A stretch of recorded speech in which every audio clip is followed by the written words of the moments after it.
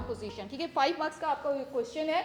इसमें सबसे पहले देखो, इसके अंदर ये एक ऐसे करके पीस काट लिया है, ये समझ लो अर्थ का पूरा, ये नीचे तक जो है हमने सेंटर तक, ठीक है। अब ये किन किन चीज़ों के ऊपर मुश्तमिल है? सबसे ऊपर आपको नजर आ रहे हैं 2 कलर्स, यानी कि एक जगह आपको पहाड़ बने हुए नजर आ रहे हैं, दूसरी जगह वाटर, ठीक है। तो पहाड़ वाला जो एरिया है वो कहलाता है कॉन्टिनेंट, और जो पानी आपको नजर आ रहा है वो ओशनिक, ठीक है। तो वो जो सबसे पहली वाली ऊपर वाली लेयर होती है, इसका नाम होता है लिथोस्फीयर। क्या नाम होता है इसका? ये 2 नंबर का ये है आपका ऑब्जेक्टिव, ठीक है। जो सबसे ऊपर वाली परत होती है इसका नाम होता है लिथोस्फीयर। लिथोस्फीयर थोड़ी सी मोटी होती है उस जगह पे जो कॉन्टिनेंटल एरिया होता है, यानी जहाँ पे आपको रॉकी सरफेस नजर आती है, या जहाँ पे पहाड़ या मैदान या इस तरह की चीज़ें होती हैं, तो वो डेफिनेटली थोड़ा सा जो है वो थिक एरिया होता है। अच्छा, उसके बाद दूसरा जो आपकी ये लिथोस्फीयर है वो थोड़ी सी कम थिक होती है, और वो आपका ओशनिक एरिया जो है वो कहलाता है।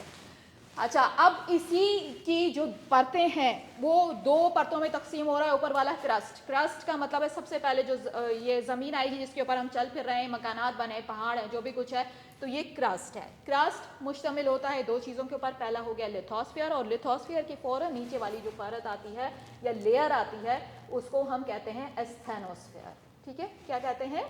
एस्थेनोस्फीयर, ठीक है।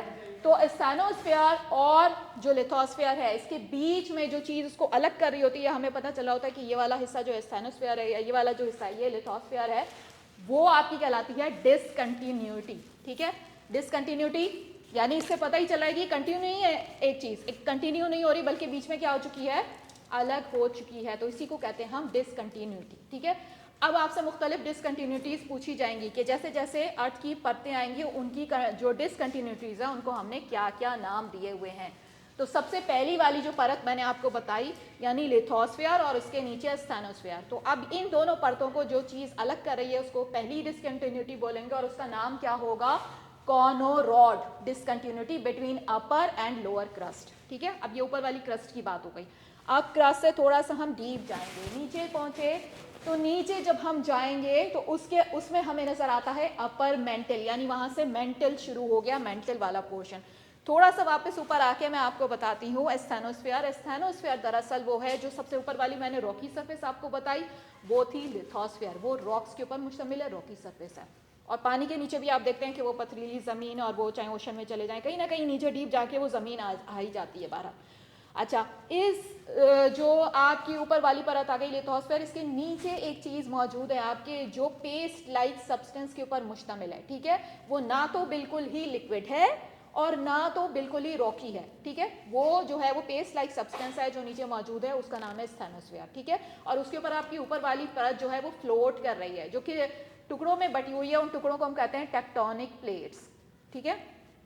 टेक्टोनिक प्लेट्स जो है वो मूव करती हैं, वो भी हम आगे जैसे जैसे चैप्टर आगे बढ़ता जाएगा वो हम आपको तफसील बताते जाएंगे। अभी फिलहाल सिर्फ इतना कि ये लिथोस्फीयर है, इसके नीचे एस्थेनोस्फीयर है जो कि पेस्ट लाइक सब्सटेंस है। इन दोनों को एक अलग चीज़ कर रही है, जो दोनों को फ़र्क कर रही है, वो क्या है? डिसकंटिन्यूटी, और उसका नाम है कॉनोरॉड, ठीक है।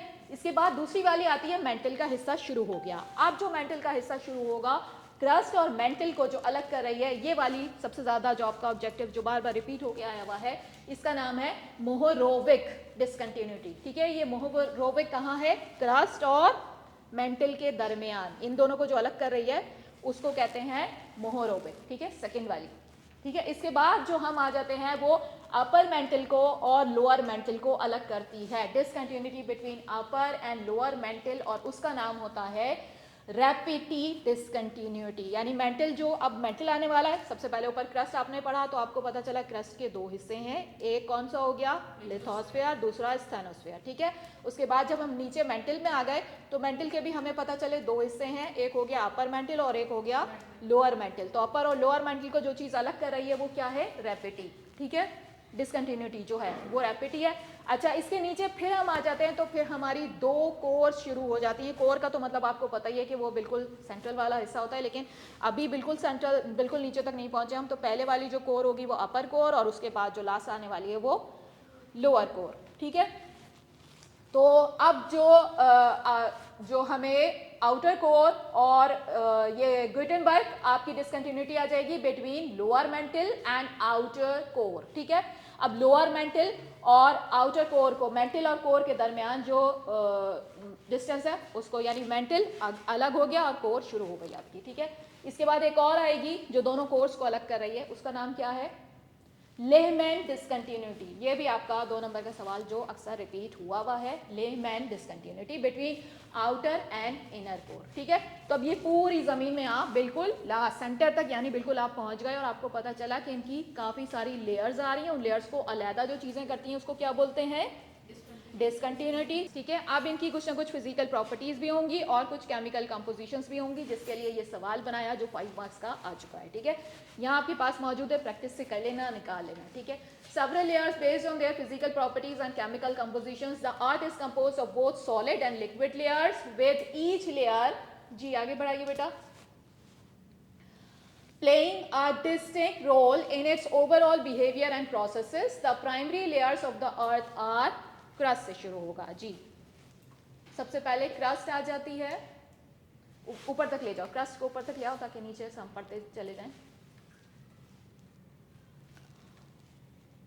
The earth's outermost layer is called the crust. सबसे पहले मैंने बता दिया जो सबसे ऊपर वाली परत जिसके ऊपर हम चल फिर रहे हैं, जिसके ऊपर हमारे मकान है, जिसके ऊपर पहाड़ है, हम देख रहे हैं, तो वो वाली लेयर आपकी क्या कहला रही है? क्रस्ट, यानी ये ताज है। सबसे ऊपर जो क्रस्ट है, it is relatively thin compare to other layers and consist of solid rock, ठीक है। सॉलिड रॉक की बनी हुई होती है ये वाली जो फर्स्ट लेयर है। The crust can be further divided into 2 types, continental crust founder under continents, ठीक है। ये मैंने आपको बता दिया जो मिट्टी के एरिया पे मुश्तमिल होगा, पहाड़ है वहाँ या ज़मीन है जहाँ पे हमने घर बनाए हुए हैं या हम रह रहे हैं, हमारी रिहाइश है, ये सारा आपका कॉन्टिनेंट कहलाएगा। एंड ओशनिक क्रस्ट दूसरी टाइप जो है पानी वाली, वो ओशनिक क्रस्ट कहलाएगी, found under oceans. The composition of crust is primarily silicate minerals including various types of rocks like granite, continental and basalt, oceanic, ठीक है। ये पत्थर जो मुख्तलिफ तरीके के मिलते हैं, इसके नाम इन्होंने आपको बता दिए कि अगर आप रॉक्स की तरफ इधर कॉन्टिनेंटल एरिया में आ जाएंगे तो ग्रेनाइट का पत्थर मिल सकता है, और ओशनिक तरफ चले जाएंगे तो आपको बसाल्ट का पत्थर जो है वो मिल सकता है, ठीक है। जिसके अलावा भी होती हैं टाइप्स, लेकिन एक एग्जाम्पल के तौर पर उन्होंने बताई। अब हम आगे चलते हैं, मेंटल पे आ जाते हैं, ठीक है। जब हमारी ऊपर वाली जो लेयर है क्रस्ट खत्म हुई तो उसके नीचे हमारा शुरू हो जाता है मेंटल, ठीक है। अगर मेन हिस्से हम करें तो पहला वाला क्रस्ट, दूसरा वाला मेंटल और तीसरा वाला कोर, ठीक है। फिर इनकी जो है वो 2-2 हिस्से होते हैं अलग अलग, मेंटल के 2, कोर के 2, इस तरह करके। तो mental beneath the crust lies mantle which extends to a depth about 2,900 kilometers, 1,800 miles. The mantle is composed of solid rock that can flow slowly over geological timescales. This flow is responsible for tectonic plates movements and other geological processes, ठीक है। ऊपर वाला जो है मैंने कहा, अच्छा जब भी हम जनरल साइंस पढ़ते हैं तो मैं कहती हूँ हम नेचर के करीब हो जाते हैं, क्योंकि हमें पता चलता है कि कोई चीज़ भी बेजान नहीं है, ठीक है। जब कोई चीज़ भी बेजान नहीं है इसका मतलब है कि हमें जो बज़ाहिर ये पत्थर पड़े हुए नज़र आ रहे हैं या ये वाली सारी सरफेसेस हैं, ये बेजान नहीं है, इनमें जान है, इनको भूख भी लगती है और इनके अंदर एक पूरा एक अमल है, जो सिलसिला है वो हो रहा है, ठीक है। वो किस तरह हो रहा है वो अब हमें पता चलने वाला है जब हम रॉक फॉर्मेशंस पढ़ेंगे और उनके अंदर चेंजेस, तब्दीलियां भी पढ़ेंगे और हमें पता चलेगा कि किस तरह एक मुस्तकिल अमल है जिसको हम फील कर रहे हैं और फील नहीं भी कर रहे हैं, लेकिन वो प्रोसेस जो है वो जारी हो सारी। यानी हम जैसे ऊपर खड़े हुए हैं तो ये कहलाती है टेक्टोनिक प्लेट्स। हमारी जो लिथोस्फीयर मिलके बनी है वो किन चीज़ों से मिलके बनी है? प्लेट्स हैं, कुछ छोटी कुछ बड़ी टुकड़ियाँ जो टूटी टूटी ये आपस में जुड़ी हुई हैं। जब ये प्लेट्स एक दूसरे से दूर हो जाती हैं तो वो भी हम आगे पढ़ने वाले हैं, तो वो डाइवर्जेंट बाउंड्रीज कहलाती हैं। कभी एक दूसरे से मिल जाती हैं तो क्या कंडीशंस होती हैं वो हम बाद में पढ़ेंगे अभी, ठीक है। तो ये टेक्टोनिक प्लेट्स मिल के जो है ये हमारी जो ऊपर वाली सतह है इसको बना रही हैं। अब ये आप देखेंगे slowly over geological time scale. This flow is responsible for tectonic plate movements and other geological processes. The mantel's composition is predominantly silicate minerals. अब यहाँ पे आपको silicate minerals नजर आएंगे, which minerals like olivine and pyroxene being abundant. सबसे ज़्यादा ये दो जो minerals हैं आपको ये इस वाले mantle के अंदर नजर आते हैं। इसके बाद आ जाती है outer core. आउटर कोर में आपको नजर आता है below the mental is the, क्या अजान हो रही है?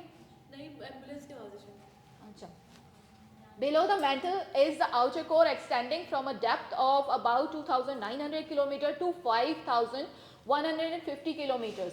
1,800 to 3,200 miles. The outer core is primarily composed of liquid, iron and nickel. अब ये जो है ये 2 नंबर का आपका सवाल आ गया, आयरन और निकल के ऊपर ये आउटर कोर आपकी मुश्तमिल होती है, ठीक है, ये सवाल आया हुआ है आयरन और निकल के ऊपर, कौन सी, मेंटल की जो कोर है, आउटर कोर जो है वो मुश्तमिल है. The outer core is the movement of the liquid metal in the outer core generates the earth's magnetic field through a process called the geodynamo. ठीक है, इसके बाद जब आपकी आउटर कोर के और डीप आप जाते हैं तो आपकी इनर कोर शुरू हो जाती है. The inner most layer of the earth is the inner core extending from depth of about 5,150. Definitely जहां वो खत्म हुई थी वहीं से ये शुरू हो जाएगी. Kilometres to the earth centre at approximately 6,371 kilometres, यानी कि 3,200 टू 3,959 माइल्स. माइल्स के हिसाब से अगर ये करेंगे, किलोमीटर्स के हिसाब से. Despite the high pressures, the inner core is solid due to the immense temperature and compressional forces. अब यहाँ के ऊपर आपको नजर आ रहा है, एक बात याद रखना हमेशा, जैसे जैसे आप नीचे जाएंगे दो चीजें आपकी इंक्रीज होती चली जाएंगी, एक प्रेशर और दूसरा टेम्परेचर. ठीक है, जैसे जैसे आप डीप में जाओगे क्या क्या चीज हो रही है वहां के ऊपर, जैसे जैसे दो चीजें अमल में आ रही हैं. ये भी आपके ये इसमें ऑब्जेक्टिव के सवाल, दो सवाल, ठीक है, कि जैसे जैसे हम नीचे जाते हैं तो क्या चीज़ जो है वो, अगर आपके ऑप्शंस आ जाए तो टेम्परेचर का आता है तो आप टेम्परेचर लिखोगे, और अगर टेम्परेचर प्रेशर दोनों साथ आते हैं तो फिर ये वाला जो है क्लिक करोगे, टेम्परेचर और प्रेशर. ये दोनों चीज़ें जो हैं वो आपकी साथ, वो उसको यूं यूं यूं करके ना आपस में यूं करके वो उसको बिल्कुल दबा रहे होते हैं, तो वो प्रेशर भी होता है और क्या चीज़ होती है, टेम्परेचर भी हाई होता चला जाता है जैसे जैसे आप डीप जाओगे. ठीक है, जमीन के अंदर है तो टेम्परेचर ज्यादा होगा और ऊपर जाए आसमान के जितने करीब जाएंगे टेम्परेचर उतना कम होता है. नहीं नहीं नहीं, ऐसा नहीं है. ऊपर की लेयर्स एटमॉस्फेरिक लेयर्स हैं, उनका टेम्परेचर जो है वो डिफरेंट होता चला जाता है. पहले वाली जो लेयर है उसमें थोड़ा सा आपको ज़्यादा लगता है, वहाँ हीट है, हिद्दत है, पौधे हैं, इंसान है, जानवर सांस ले रहे हैं. और जैसे जैसे दूर जाते हो, यानी पहाड़ी के ऊपर आप चढ़ते हो, तो फिर आपको पहाड़ी के ऊपर क्या महसूस होती है, थोड़ी ठंडक महसूस होने लगती है. ठीक है, फिर उसके बाद वाला जो एक और परत है, लेयर्स हैं पूरी एटमॉस्फेयर में, जब पढ़ोगे जी ऐसे तो समझ में आएगा कि टेम्परेचर्स चेंज होते रहते हैं. ऊपर वाले में ऐसा नहीं है, लेकिन नीचे वाले में सेम है. तो नीचे वाला याद करना आसान है. ज़मीन के अंदर अभी जब हम जा रहे हैं तो वो याद करना आसान है, क्योंकि वो एक ही तरह से अमल हो रहा है, यानी कि टेम्परेचर ज़्यादा ही होता चला जा रहा है. हर लेयर में जब हम ज़्यादा नीचे जाएंगे तो टेम्परेचर क्या हो जाएगा, ज़्यादा हो जाएगा, और प्रेशर भी ज़्यादा हो जाएगा. लेकिन ऊपर वाली लेयर्स में ऐसा नहीं. वोल्केनोस की वजह से टेम्परेचर ज्यादा हो रहा होगा ना. अंदर लावा है मौजूद, वो अभी हम पढ़ेंगे. अंदर लावा है मुस्तकिल मौजूद, जिसको भूख लग रही है, जो पत्थर क्या कर रहा है, खा भी रहा है, उसके अंदर यूं हो के जो है वो अंदर जा भी रहे हैं, गिर भी रहे हैं. तो वो भी वाली चीज़ जो है वो अभी हम स्टडी करने वाले हैं. ठीक है, इन्हें को जब हम रॉक्स पे आएंगे. अभी तो फिलहाल हम ऊपर की सतह के ऊपर हैं. जी, अगर हम बॉयज के ऊपर जाएं तो टेम्परेचर और प्रेशर तो एक दूसरे के इन्वर्सली रिलेशन पर होते हैं ना. कहाँ पे जाएं, बॉयज को अकॉर्डिंग टू बॉयज लॉ. अभी बॉयल्स लॉ बेटा, इसके बॉयल्स लॉ की अभी केमिस्ट्री के थ्रू ये बात नहीं हो रही. एक ओवरऑल जो जियोलॉजिकल जो एक सर्वे था कि हम नीचे ज़मीन में जा रहे थे और उसके हिसाब से हम टेम्परेचर रिकॉर्ड कर रहे थे, तो टेम्परेचर हमारे ज़्यादा होते चले जाएंगे. जैसे जैसे हम नीचे जाएंगे टेम्परेचर हमारा बढ़ता चला जाएगा. और प्रेशर जो है वो अभी तो वो बॉयल्स लॉ के साथ अभी इसको नहीं, अभी सीधा हम सिंपल एक स्टडी कर रहे हैं, और वो टेम्परेचर के लिहाज से हम देखना चाह रहे हैं कि टेम्परेचर क्या हो रहा है, क्या इसमें चेंजेस आ रही हैं या नहीं आ रही. तो हमें पता चलता है कि चेंज नहीं आ रही, क्या होता चला जा रहा है, ज़्यादा होता चला जा रहा है. यहाँ तक कि जब हम नीचे पहुँचे सबसे लास्ट वाली कोर के अंदर, तो हमें पता चला कि उस प्रेशर की वजह से वो क्या बन गई, सॉलिड बन गई. हालांकि होना ये चाहिए था. टेम्परेचर की वजह से क्या होता है, चाय का पानी रखो, गर्म करो, क्या हो जाता है, एवापोरेट हो जाता है. क्यों, कि उसका प्रेशर कम हो जाता है, वो जहाँ दी जा रहा है जा रहा है, एवापोरेट हो रहा है. ठीक है, हवा में वो तहलील हो रहा है. लेकिन जब प्रेशर इतना ज़्यादा पड़ा है तो वो प्रेशर उसे क्या हो रहा है, निकलने नहीं दे रहा है, जिसकी वजह से आप जो अंदर चले जा रहे हैं ज़मीन के, टेम्परेचर ज़्यादा हो रहा है, उसको एवापोरेट होने के लिए जगह नहीं मिल रही. तो वो क्या बन गया, जो बीच का सेंटर है वो क्या हो गया, सॉलिड हो गया. ठीक है, ये वजह ये बतानी है. 5 नंबर का भी आया हुआ है, 2 नंबर का भी आया हुआ है, दोनों क्वेश्चन आए हुए हैं CSS के आपके पेपर में. तो क्या वजह है कि आपका जो इनर कोर है वो क्या हो जाती है, सॉलिड हो जाती है. हालांकि टेम्परेचर ज़्यादा, सवाल इस तरह आया हुआ है शायद कि टेम्परेचर ज़्यादा होने के बावजूद जो वो है आपका इनर कोर, वो सॉलिड क्यों है? क्या रीज़न दोगे? प्रेशर की वजह से। क्या? प्रेशर की वजह से। प्रेशर उसको निकलने ही नहीं दे रहा, आप फैलने नहीं दे रहा, सॉलिड बना दिया उसे, ठीक है, अंदर जो है प्रेस लेकिन करके। मैम एक बात है, जैसे अभी हुंजा जाए, हुंजा या चित्राली साइड जाए तो पूरा हुंजा में मौसम ठंडा रहता है, लेकिन चिलास में गर्मी होती है। हाँ, वो उसके डिफरेंट रीजंस हैं, वो सूरज वहाँ की शुआएं जैसे पड़ती हैं, या वो इलाका कैसा आपके जो जब आपकी अर्थ रोटेट करती है, रिवॉल्व करती है, तो उसमें आपकी जो कंडीशंस आती हैं वो उनके ऊपर आएगा। लेकिन वैसे जो लेयर्स के हवाले से तुम पढ़ोगे तो उसके टेम्परेचर्स डिफरेंट होते हैं, वो आप पढ़ेंगे जब एटमॉस्फेरिक लेयर्स तब पढ़ेंगे इंशाल्लाह, ठीक है।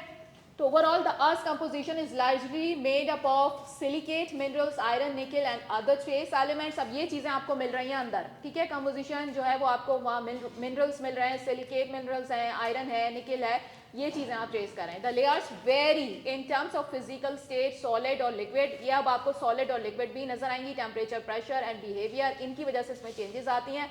These layers interact in complex ways to drive geological phenomena such as earthquakes, volcanic eruptions. अब ये जो चीज़ें अंदर मौजूद हैं, जो प्रेशर आ रहे हैं, जो नीचे से निकलने की कोशिश हो रही है, बीच में लेयर्स हैं, जो आउटर कोर आपने पढ़ा थोड़ी सी लिक्विड भी है क्योंकि वो मोल्टन लावा की शक्ल में है, तो वो अपने प्रेशर्स डाल रही है और वो निकलने की कोशिश कर रही है। देखो हीट होगी, शिद्दत होगी तो प्रेशर तो होगा, और जब वो प्रेशर डालती है तो फिर कहीं कहीं दरारें, ये जो आपकी ऊपर वाली लेयर है ना टेक्टोनिक प्लेट, ये जो प्लेट्स के अंदर या तो टूट गई हैं या उस प्रेशर की वजह से टूट जाती हैं बाज़ औक़ात। तो उनमें क्या होता है कि आपकी टेक्टोनिक प्लेट जो है वो या तो डाइवर्ज हो जाती हैं या कन्वर्ज हो जाती हैं, तो दोनों चीज़ें आपकी हो रही होती हैं। तो इस लिहाज से overall the earth composition is largely made up of silicate minerals, iron. ये हो गया आपका लिथोस्फीयर। लिथोस्फीयर यानी ऊपर वाली आपकी परत आ गई, इसकी बात होगी। The lithosphere is rigid. Rigid मैंने बताया क्या होता है कि ये पत्थर रॉकी सरफेस है, रिजिड है, यानी इसमें जो है लिक्विड पन या पेस्ट लाइक जो सब्सटेंसेस हैं वो नहीं होंगे, ये बिल्कुल रॉकी सरफेस है आपकी ऊपर की, रिजिड है। Tectonic plates that float on the semi liquid asthenosphere beneath them. आप जो नीचे जो आपको बताया गया सेमी लिक्विड, यानी वो लिक्विड नहीं है लेकिन पेस्ट लाइक है, तो वो थोड़ा सा आप लिक्विड की तरफ उसको कह सकते हैं, और वो भी अपना रास्ता निकाल रहा होता है, यानी प्रेशर्स डाल रहा है कि जहाँ से उसको दरार थोड़ी सी मिले, जगह मिले, और वो बाहर कभी वोल्केनो बन के कभी कुछ बन के वो निकले। क्या क्या बन के निकलेगा वो अभी हम देखेंगे, ठीक है, मुख्तलिफ शक्लें वो लेके निकलता है बाहर।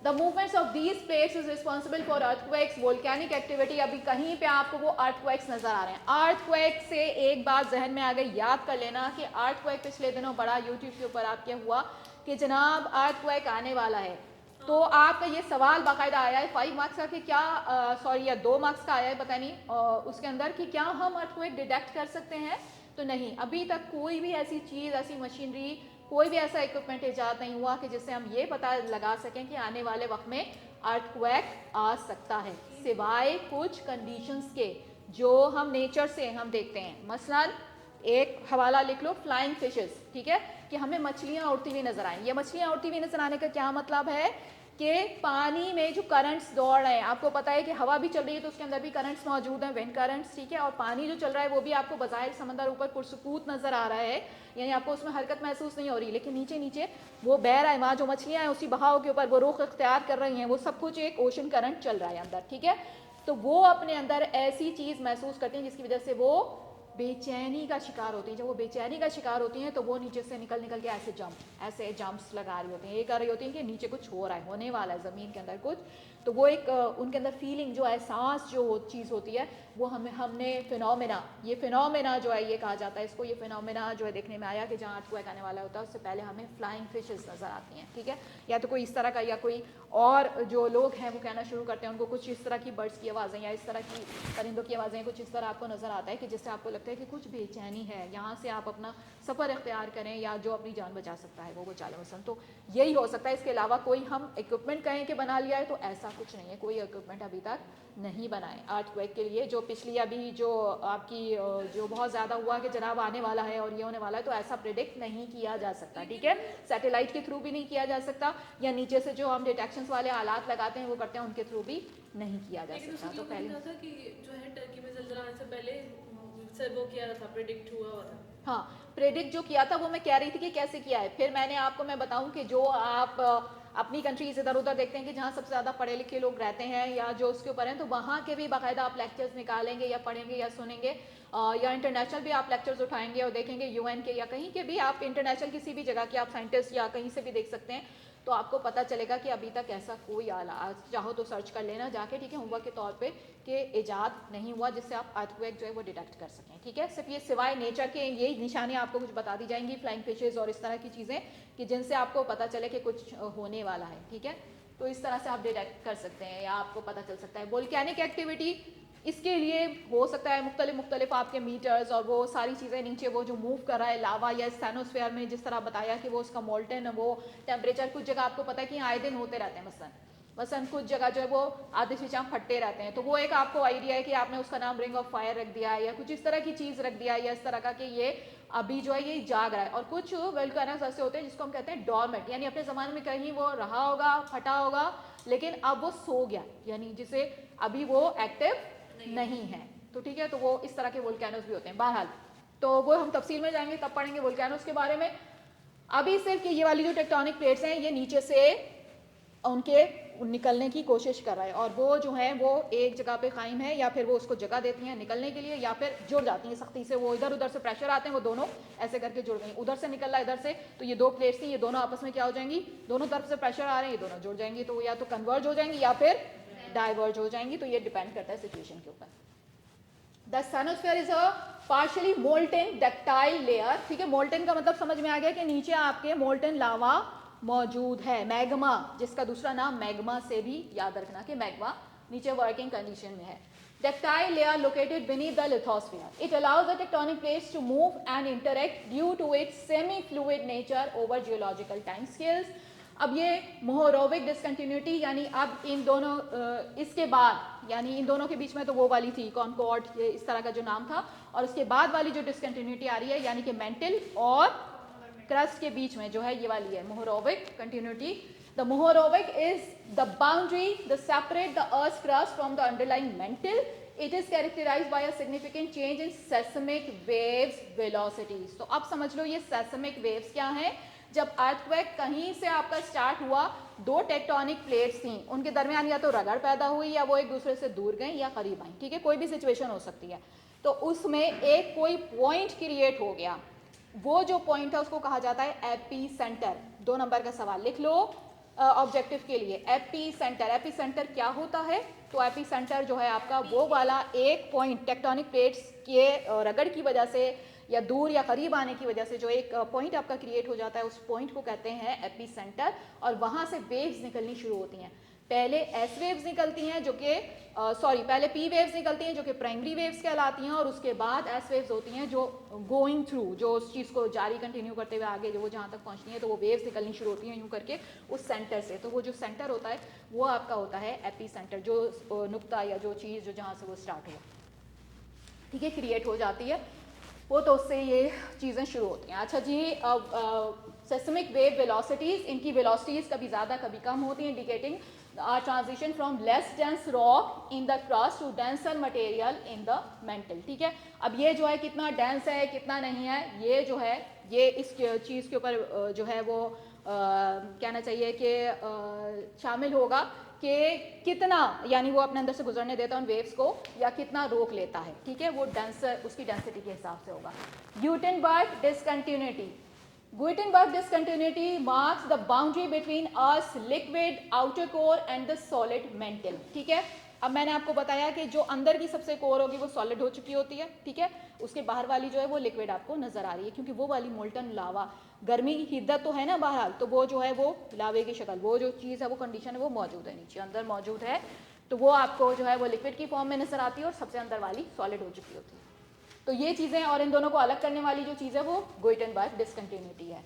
Seismic waves, specifically S waves, secondary or she waves, do not pass through outer core, lending to the interference that it is liquid, ठीक है। लिक्विड की वजह से वो जाहिर बात है कि उस तरह से वेव्स उसके अंदर वो जो है वो रोकने की कुछ अदल, मैं कहती हूँ हमेशा के कुदरत ने कुछ अदल कायम किए हुए हैं, अदालत कायम की हुई है कि अगर कोई प्रॉब्लम कहीं शुरू भी होती है तो उसको किस तरह से रोका जा सकता है या ज़्यादा नुकसान ना पहुँचने दिया जाए, तो उसके लिए बहुत सारी चीज़ें जो है वो बना ही इस तरह से गई हैं।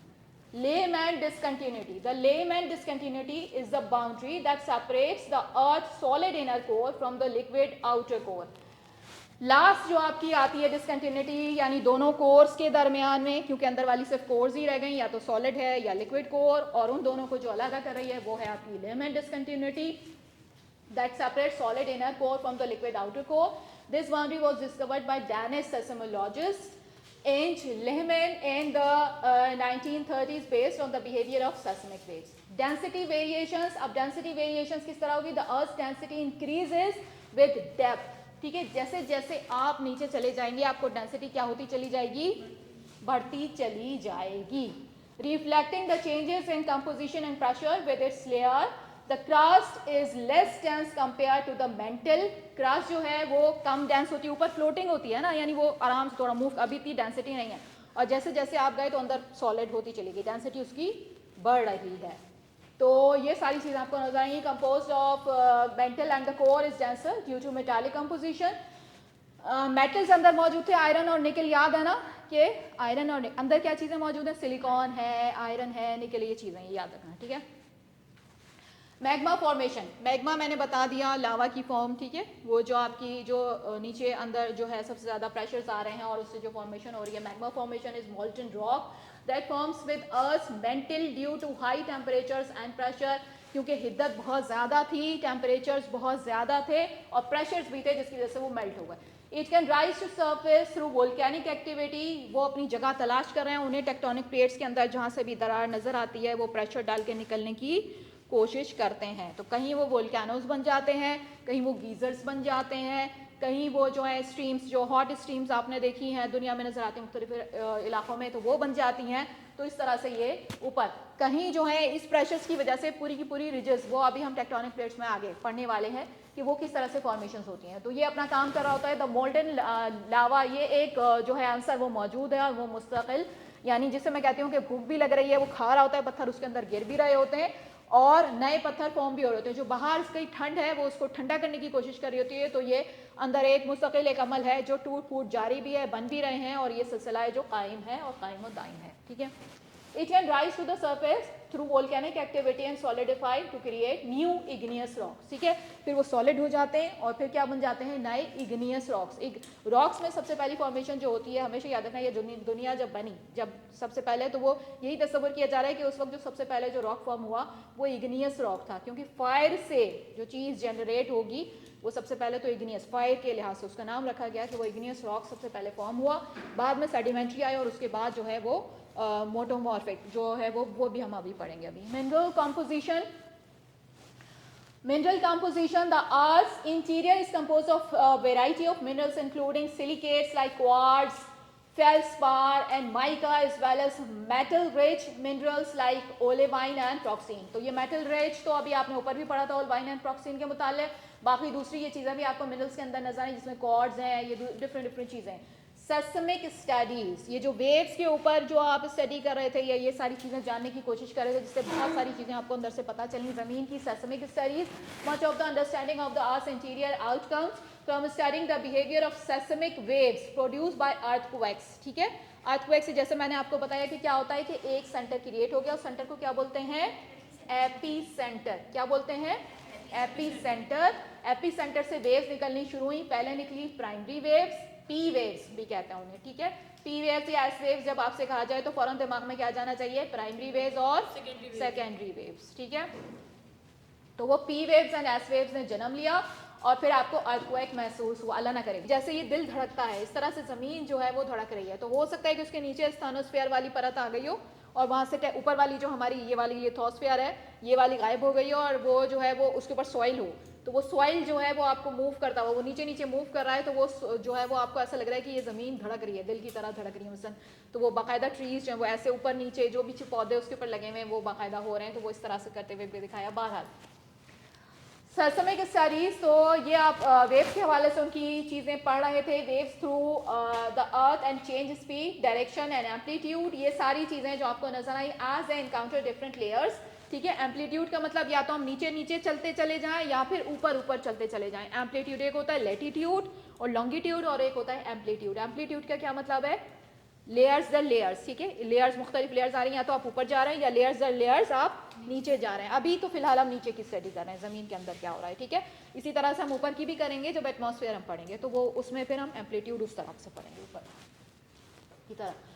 तो encounter different layers providing valuable information about the Earth's structure. It is important to note that our knowledge of Earth's interior is based on a combination of direct and indirect observations. ठीक है, कुछ observations हमने directly machine से आई हमारे पास, कुछ indirect observations थी, जिस तरह मैंने अभी आपको एक बताया फिनोमेना, ठीक है। इस तरह के फिनोमेनाज हम देखते हैं बर्ड्स की शक्ल में, कभी फिश की शक्ल में, डिफरेंट शक्ल में वो फिनोमेनाज हमारे पास आते हैं। अर्थ चेन एम्पलीट्यूड, ये हो गया इंपॉर्टेंट ऑब्जर्वेशंस। लेबॉर्ट्री एक्सपेरिमेंट्स, अच्छा कुछ एक्सपेरिमेंट्स भी किए हमने जो हम मशीन से के गए और उसके थ्रू हमने ड्रिलिंग की या मुख्तलिफ रीडिंग्स ली या मुख्तलिफ चीज़ें की, तो ये laboratory experiments and theoretical models. Advances in seismology, geophysics and computer simulations continue to contribute to our understanding of the Earth's structure and composition. और इस तरह से हमने आज का स्ट्रक्चर और कुछ कंपोजिशन पढ़ने की कोशिश की, कुछ समझने की कोशिश की, ठीक है। अब हम आ जाते हैं आपके टेक्टोनिक प्लेट्स की तरफ। तो ये वाली पिक्चर अभी रोकना, ठीक है। यहाँ के ऊपर आप देखते हैं तो ये देखना कि टेक्टोनिक प्लेट्स का बिल्कुल भी ये मतलब नहीं होता कि ये आपके कॉन्टिनेंट्स हैं, ठीक है। ये जो प्लेट्स आपको नज़र आ रही हैं, बाज़ औक़ात तो ये प्लेट इतनी बड़ी हो जाती है कि दो कॉन्टिनेंट एक ही प्लेट के अंदर आ जाते हैं, ठीक है। और बाज़ औक़ात ये प्लेट इतनी छोटी हो जाती है कि एक कॉन्टिनेंट के अंदर कई सारी प्लेटें आ जाती हैं मसलन। तो यानी ये डिपेंड करता है कि कितनी बार टूट फूट होती रही, ऊपर वाली जो हमारी प्लेट है इसके दरमियान कितनी ज़्यादा टूट फूट या इस तरह का होता रहा। तो कहीं कहीं तो ये आपको काफ़ी बड़ी नज़र आ रही है, बीच में देखो छोटी छोटी भी नज़र आ रही है प्लेट्स, ठीक है।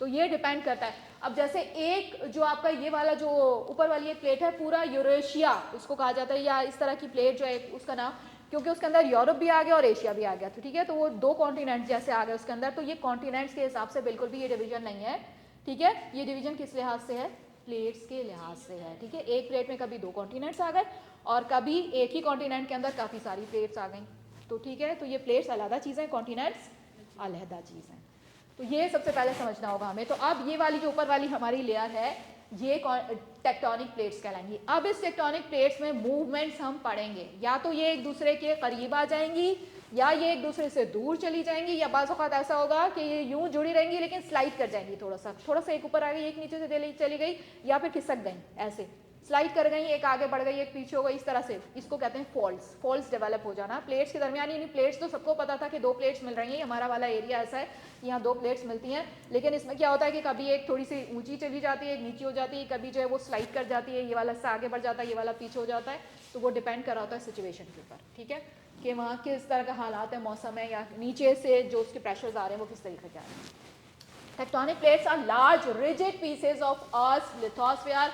ये बार बार आपको बताया जा रहा है लिथोस्फीयर कैसा है, रिजिड है, रॉकी स्फीयर जिसे हम कहते हैं, जिसमें चेंज इतनी आसानी से नहीं आती, ठीक है। तो ये वाला जो रिजिड एरिया है, Earth's lithosphere that fit together like a jigsaw puzzle to cover the entire surface of the planet. These plates are constantly in motion, driven by the heat generated within the Earth's interior. The movement of the tectonic plates is responsible for various geological phenomena including earthquakes, volcanic activity, mountain formation and the shaping of continents. The ocean basins. अच्छा, ocean basins किसे कहते हैं, ये पता है किसी को? जब ज़मीन बनी, जब ज़मीन की फॉर्मेशन हो रही थी तो उस वक्त क्या हुआ, ज़मीन में गड्ढे पड़ गए, ठीक है।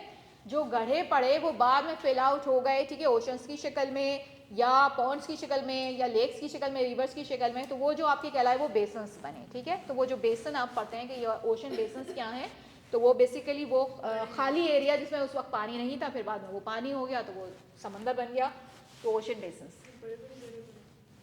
Continents and ocean basins phenomena including earthquakes, volcanic activity, mountain formation आपने देखी कि किस तरह से हुई, वो हमें हमारा हिमालय किस तरह बना वो भी अभी हम देखने वाले हैं। And the shaping of continents and ocean basins, this theory of plate tectonics has revolutionized our understanding of the Earth's dynamic processes, ठीक है। आज के डायनामिक प्रोसेसेस होते रहे जो हो रहे थे, यानी मुस्तकिल एक चेंजिंग कंडीशन में है अर्थ। शुरू से अगर हम स्टडी करें, जो जियोलॉजिस्ट हैं जो इसके बारे में जानते हैं उनको पता है कि अर्थ काफ़ी मरहलों से गुजरी है, चेंजिंग्स इसके अंदर आई हैं। सबसे पहले से इस तरह की शक्ल हमेशा से ऐसी नहीं रही, अभी भी आई है और आते वक्त भी आती रहेंगी। सबसे पहले हम here are key aspects of tectonic plates and their movements, इनकी मूवमेंट्स के बारे में पढ़ने के लिए जाएंगे. Plate boundaries, tectonic plates interact at boundaries where their movement relative to one another gives rise to different geological features and phenomena. अब यहाँ आपको डिफरेंट फिनोमेना देखने को नजर आएंगे कि हुआ क्या था, उससे कुछ आपको पता चलेगा कि अच्छा ये हुआ होगा, यहाँ पे क्या हुआ था. There are three main types of plate boundaries. Divergent boundaries, सबसे पहले हम divergent boundaries के बारे में पढ़ेंगे. At different boundaries, plates move away from each other. This movement often occurs along mid-ocean ridges where new crust is formed as magma rises from the mantle and solidifies at the sea floor. ठीक है, इसको थोड़ा सा आगे बढ़ा दो क्योंकि ये थोड़ी सी पिक्चर्स उल्टी लग गई है. कॉन्टिनेंट वाली पहले लग गई है और उसके बाद ये वाली हाँ पिक्चर लगानी है. ये ओशन के अंदर जो आप देख रहे हैं ये चेंजेस आई. ओशन के नीचे भी ज़मीन थी, ये मैंने बताया था. लिथोस्फीयर होता है जो थोड़ा सा थिन होता है उसके मुकाबले में जो कॉन्टिनेंट का जो लिथोस्फीयर होता है. तो इसके अंदर नीचे से आपने देखा कि उसने क्या लगाना शुरू किया, मैग्मा ने अपना अमल करना शुरू किया और उसने जो है वो नीचे से प्रेशर डाले. तो उस प्रेशर की वजह से ये जो परत थी इसके बीच में ये हल्की थी, ऊपर को उठा जो है वो ज़मीन ऊपर को उठी. दो जो है ये इस तरह से और ये डाइवर्ज होना शुरू हुई. जो एक ने दूसरे को ऐसे धक्का दिया, इधर से ऐसे डाइवर्ज हुई.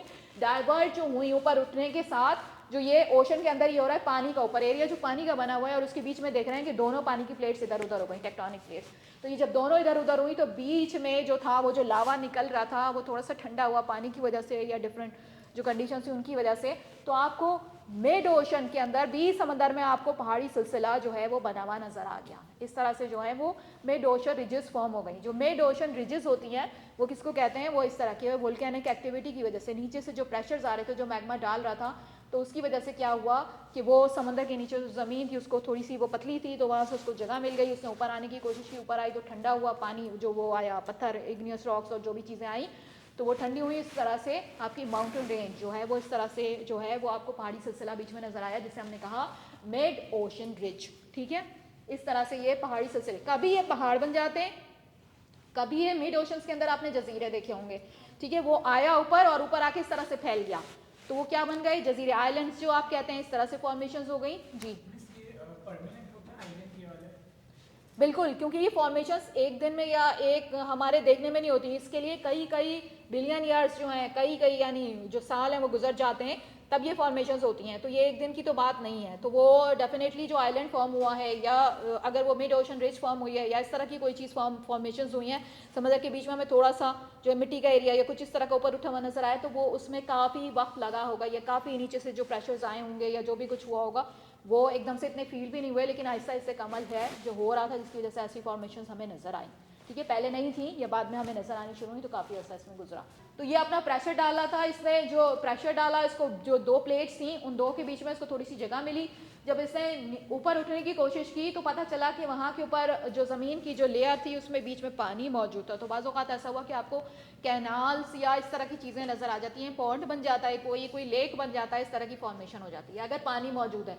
और अगर पानी मौजूद नहीं है तो वहाँ रिफ्ट वैली बन जाती है. ठीक है, पानी थोड़ा सा निकल आता है साथ में जैसे. और हमेशा याद रखना कि इंसान की ज़िंदगी ज़्यादातर वहाँ आबाद ज़्यादा होती है जहाँ के ऊपर पानी मौजूद होता है. वो पानी में अपनी वेजिटेशन ग्रो कर सकता है, अपने लिए कुछ उसमें ग्रो करेगा, खाए पिएगा बैठ के वहाँ के ऊपर. तो कुछ वेजिटेशन की उसको ज़रूरत होती है. तो जहाँ वो उसको थोड़ा सा पानी मिला और वो थोड़ा सा एरिया इरीगेट करने के काबिल हुआ वहाँ वो अपना उगाता है और वहाँ वो पड़ाव डाल लेता है उन एरियाज़ में. तो वहाँ वैलीज़ फॉर्म हो जाती हैं. तो ये रिफ्ट वैलीज़ जो है ये इस तरह से बन जाती हैं. हुआ क्या था, दो प्लेट्स थी जिन दोनों के बीच में मोल्टन लावा ने काम किया. दोनों प्लेट्स इधर से उधर हो गई और उसकी वजह से क्या हुआ कि वहाँ पानी मौजूद था, पानी मौजूद, लेकिन पानी हमेशा मौजूद होना ज़रूरी नहीं है. ठीक है, कभी पानी नहीं भी हो सकता. तो भी क्या होती है कि ये एक दूसरे से आपको हटती हुई महसूस होंगी और रिफ्ट वैली बीच में फॉर्म हो जाती है. यानी उसको हम रिफ्ट वैली ही कहते हैं चाहे उसमें लोग आबाद हों या ना हो. ठीक है, हाँ, वो एक जगह सी बन जाती है, दोनों अलग हो जाते हैं इस तरीके से.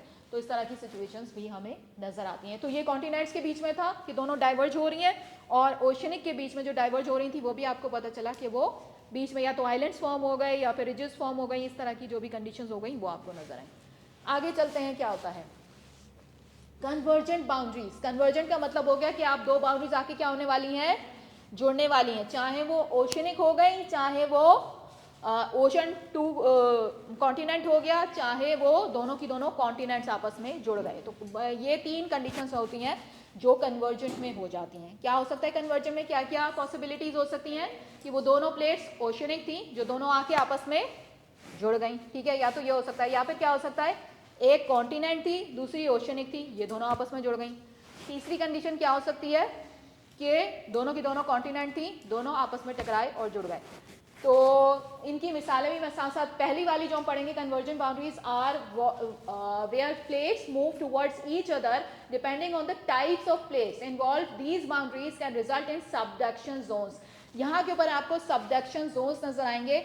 एक जो इसमें से होता है उसकी डेंसिटी कम होती है और एक प्लेट की डेंसिटी ज़्यादा होती है। जिस प्लेट की डेंसिटी कम होती है वो नीचे की तरफ चली जाएगी, और जिस प्लेट की डेंसिटी, अब वो टकरा रही है ना आपस में, तो फिर क्या होगा कि वो जो टकराव उनका होगा तो एक नीचे की तरफ थोड़ा अपने जगह बनाने की कोशिश करेगी, जो हल्की वाली है वो नीचे जो वो वाली है वो ऊपर उठने की कोशिश करेगी, इस तरह से। तो कॉन्टिनेंट वाली हमेशा याद रखना ऊपर उठ जाती है, और ओशनिक वाली जो है वो नीचे सबडक्ट कर जाती है। तो ठीक है, इस तरह से ये जो है ये कन्वर्जेंस होती हैं।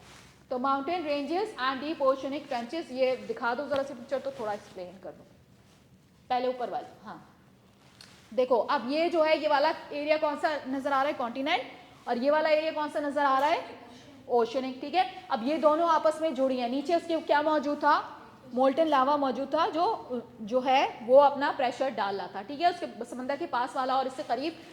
तो इसने प्रेशर डाला, यहाँ के ऊपर आपको जो है वो क्या नजर आया कि जब ये दोनों हुई तो ये वाली हल्की थी, ये वाली क्या कर गई, नीचे सबडक्ट कर गई। इस प्रोसेस को क्या कहेंगे, सबडक्शन। तो ये याद रखना, ये आया हुआ है 2 नंबर का सवाल, ठीक है। तो वो नीचे सबडक्ट कर गई, और दूसरी वाली जो आपकी कॉन्टिनेंटल थी उसमें आपको थोड़ा सा पहाड़ी सिलसिला, तो समंदर के साथ अगर आपने कभी देखा हो पानी के साथ साथ कि वहाँ पहाड़ी सिलसिले फॉर्म हो जाते हैं, तो उसकी वजह होती है ये वाले प्रेशर्स, कौन से, मोल्टन लावा के या मैग्मा के जो प्रेशर्स आ रहे थे उसकी वजह से जो ये 2 प्लेट्स मिली जुड़ी, तो उनकी वजह से एक नीचे की तरफ चली गई, लिथोस्फीयर, ये आपको नजर आ रहा है ये लिथोस्फीयर, और एक वो वाला लिथोस्फीयर था जो ऊपर आया और उसने ऊपर की तरफ उठने की इस तरह से कोशिश की, और वहाँ पहाड़ी सिलसिला वोल्केनिक आर्क बन गई। अच्छा, ये जो नीचे जा रहा है यहाँ समंदर के अंदर, तो नीचे गढ़ा पड़ रहा है, इस गढ़े को क्या कहते हैं, ट्रेंच कहते हैं। ट्रेंच का मतलब होता है खंदक, ठीक है, खंदक तो पढ़ी है ना इस्लामियात में, खंदकें क्या होती हैं कि वो नीचे गहरा गढ़ा खोद देते हैं। तो वो वाली जो नीचे सबडक्ट हो रही है, तो उसकी वजह से पूरे इसके अंदर आपको एक ट्रेंच यानी गढ़ा पड़ा हुआ, वो नीचे हल्की वाली हो रही है, वो नीचे जा रही है, नीचे उसकी क्या पड़ रहा है, गढ़ा। तो ये समंदर वाली में गढ़ा पड़ जाएगा, इस वाली में ऊपर उठ जाएंगे। तो यहाँ आपको पहाड़ नजर आ गए, वहाँ क्या नजर आ गई, ट्रेंच नजर आ गई जब ये दोनों जुड़ी, तो ठीक है। तो ये होता है, ये सबडक्शन की वजह से हुआ। अच्छा ये देख लो यहाँ पे क्या हो रहा है, यहाँ के ऊपर दोनों की दोनों ओशनिक थी जो आपस में क्या हो रही थी, कन्वर्ज हो रही थी। तो इसमें भी ओशनिक वाली में भी यही होता है कि एक थोड़ी सी भारी होगी, डेंस होगी, एक हल्की होगी। जो हल्की वाली होगी वो नीचे सबडक्ट कर जाएगी, और जो भारी वाली होगी वहाँ के ऊपर आपको थोड़ा सा उठा हुआ ये आइलैंड फॉर्म होते हुए नजर आ रहे हैं। ये आइलैंड आर्क बन गई है, ये यहाँ देख रहे हो कि इतना जोर तो नहीं लगा सके कि पहाड़ बन जाए पूरा, लेकिन आइलैंड जरूर फॉर्मेशन हो गई यहाँ के ऊपर। तो ये जोर, इन्होंने 2 प्लेट्स थी, इनके अंदर ये लिथोस्फीयर, एक हल्की वाली थी वो नीचे सबडक्ट कर गई, और एक थोड़ा सा उठने की उसने जो दूसरी वाली ये वाली थी इसने उठने की कोशिश की, तो ये आइलैंड सा फॉर्म हो गया। यहाँ पे ट्रेंच, बहरहाल इस वाले में ट्रेंच पड़ गई है, वो खंदक वहाँ मौजूद है, लेकिन ये वाला जो उठ रहा है यहाँ के ऊपर आपको आइलैंड्स बने हुए नजर आ रहे हैं, ठीक है। तो ये इस तरह से जो 2 ओशन मिले, तो ये फिर ये हुआ, ठीक है। अब ये वाला आ गया जनाब, ये आपके पास मौजूद है हिमालय, ठीक है, जो इसकी मिसाल है। 2 कॉन्टिनेंट्स जो थी ये आपस में एक दूसरे से टकराए थे, किसी ज़माने में टकराए होंगे, सब होंगे, जिसकी वजह से हमारा हिमालय जो फॉर्म हुआ वो किस वजह से फॉर्म हुआ, इस वजह से 2 जो प्लेट्स थी वो क्या हो गई आपस में कन्वर्ज हो गई। जब 2 भारी भारी प्लेट्स जिनके लिए हल्की नहीं है, कोई सबडक्ट नहीं कर सकती, नीचे नहीं जा सकती, ये दोनों बराबर से आके टकराई हैं, और वो टकराव और ये इनका होता रहा, तो उसकी वजह से सख्त किस्म की, और ये जो है ये बहुत मुश्किल एक अमल होता है जो कि हुआ, और पहाड़ी सिलसिला जो आपका पूरा कायम हुआ हिमालय का, तो ये इस तरीके से कायम हुआ है, ठीक है। यहाँ के ऊपर 2 माउंटेन रेंजेस बन जाती हैं, ये वाला भी आएगा, तो ये दोनों जो उठ के आपस में जोर लगा रहे हैं, तो ये ऊपर उठने की कोशिश कर रहे हैं, तो ये पूरी फॉर्मेशन हो रही है, किसकी फॉर्मेशन हो रही है, माउंटेन रेंज की फॉर्मेशन हो रही है, ठीक है। थोड़ा सा आपको यहाँ सबडक्शन भी नजर आ रही है, एक हल्की वाली थोड़ी सी नीचे भी गई है, लेकिन ज़्यादातर आपको जो कॉन्टिनेंटल क्रस्ट जो है वो इस तरह से बना है, और ये वाली जो माउंटेन रेंज है ये इस तरह से फॉर्म हो गई। इसकी मिसाल मैंने बता दी, हमारा हिमालय इसकी मिसाल है।